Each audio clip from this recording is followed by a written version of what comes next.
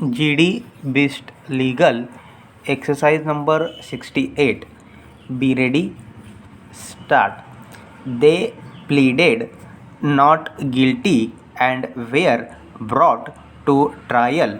The trial court, relying on the evidence of PW5, PW7, and PW10, the injured three eyewitnesses held that the prosecution story insofar as the three appellants was proved beyond doubt, but the other accused, namely Amrik Singh, Joginder Singh, Kulwant Singh, and Balwant Singh, were entitled to benefit of doubt, and they were accordingly acquitted. The plea of the right of private defense, and that if at all the case fell within the ambit of Section 304, Part 2, read with Section 34 of the IPC, was replied.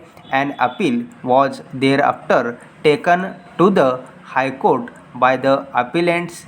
The appeal was dismissed, leading to the present proceedings. Para. The learned counsel for the appellants has agreed that in the light of the fact that Bakshish Singh appellant had received an injury in the same incident which had not been explained by the prosecution story itself was in doubt, and the accused appellants were entitled to acquittal on that basis. It has also been pleaded that the trial court had found that four of the accused were not involved in the incident, and it was thus apparent that the present case was one of false implication on account of animosity between the parties over the construction of the drain. Para. It has finally been pleaded that there was absolutely no evidence to show that the appellants had an intention to commit murder, as the doctor had opined that the two injuries on Bhuta Singh had been caused by the reverse side of the Gandasi, whereas the other injuries on the person of the PW had been caused with danks, and as such the case fell under Section 304 Part 2 and not under Section 302 of the IPC. The learned state counsel and the complainant's counsel have, however, controverted the stand and pointed out that the trial court and the High Court had given categorical findings that the appellants were involved in a case of murder and had attempted to take the law into their hands and attempted to construct the drain despite the injunction order made by the civil court. Para. We have heard the learned counsel for the parties and gone through the record very carefully. We are of the opinion that no fault can be found with the conviction of the appellants in the light of the fact that the prosecution story rests on the evidence of three injured witnesses. The incident is virtually admitted by both sides, although in different circumstances, as the appellant's claim was that Bakshish Singh had suffered injuries at the hands of the Gurudayal Singh and others, and that the prosecution had suppressed this part of the story.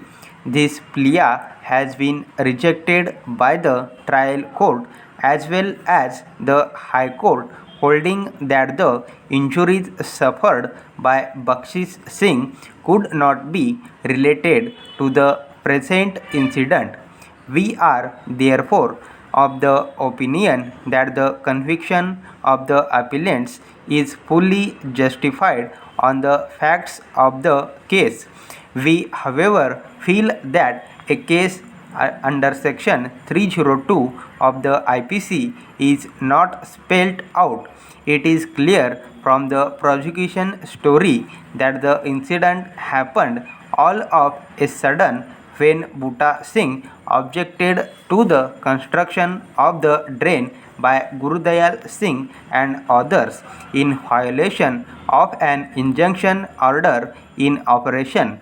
Bhutta Singh was apparently attacked as he was making his way to his fields when he objected to the taking of measurements as a prelude to the diversion of the drain. The evidence shows that some altercation took place on which the three appellants Gurudayal Singh, armed with a Gandhasi, and the other two with dangs, caused injuries to Bhutta Singh and the PWs. We, however, see that the weapons used were in fact implements of common use which are normally carried by villagers all over India, and they do not reflect any prior intention on the part of the accused to commit murder.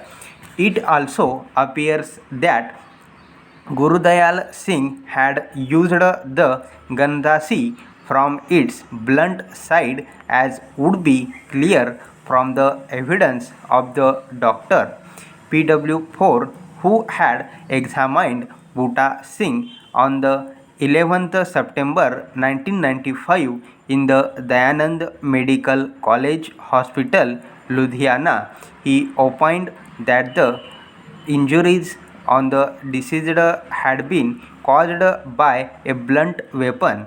We therefore find that if the appellants had intended to murder Bhutta Singh, there was nothing to stop Gurudayal Singh from using the Gandhasi from its true side, as that would have made it a much more effective weapon. We are therefore of the opinion that the appellants are liable for the offence under IPC. Stop.